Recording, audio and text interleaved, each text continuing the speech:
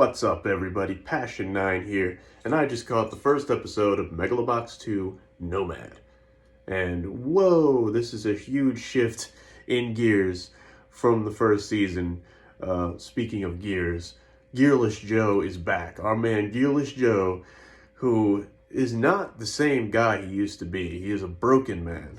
He's completely lost all the spunk, spirit, and determination he had in that first season. 5 years later, and he's just like, he's broken. He's just not the same guy anymore. He's drinking all the time. He's taking pills. He's like a totally different character. And he's obviously going through some sort of deep regret and depression. Sounds a lot like something I can relate to these days. But anyhow, he is still boxing, and he's doing it underground, and he's like, he's just kind of become like this nameless boxer that just travels around looking for fights. They even just call him Nomad. Like, that's it. That's his new name now, is Nomad. Hence the title. And he comes across this other boxer who seems to have all that charisma and spirit that Joe used to have in the first season. And I'm just going to call him Hummingbird Guy because he's got like this hummingbird symbol on his gear. But Hummingbird Dude fights him in a match, throws the match, and cheats during the match.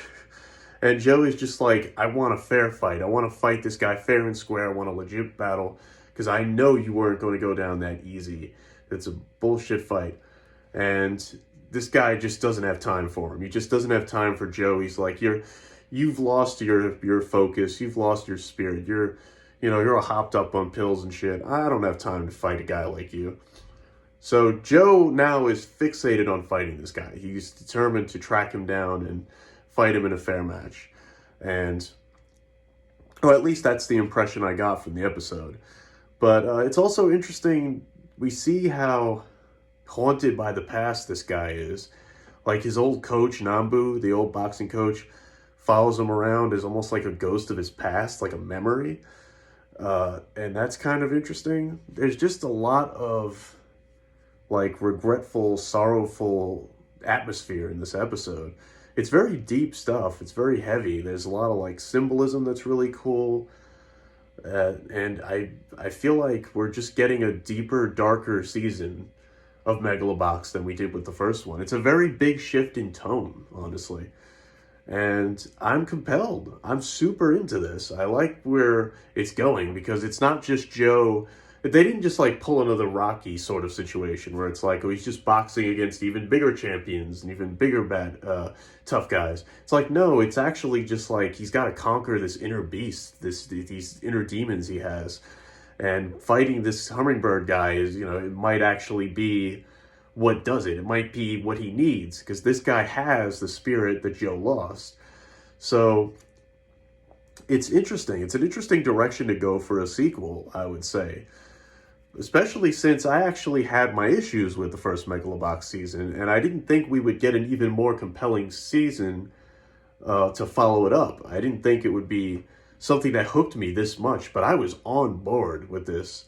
This first episode is great stuff, and it totally has me not only relating to Joe more than ever, because he's so down in the dumps, he's become just such a downtrodden dude, but also just because what he might have to do to get it back seems interesting too. Like this hummingbird boxer guy is super cool, he's super interesting himself. Seems like he'll be a great character as well. So yeah, I'm on board. I'm on board for Megalo Box 2 Nomad. It's got my attention. This is what I want from sequels, damn it. So, yeah, till next time.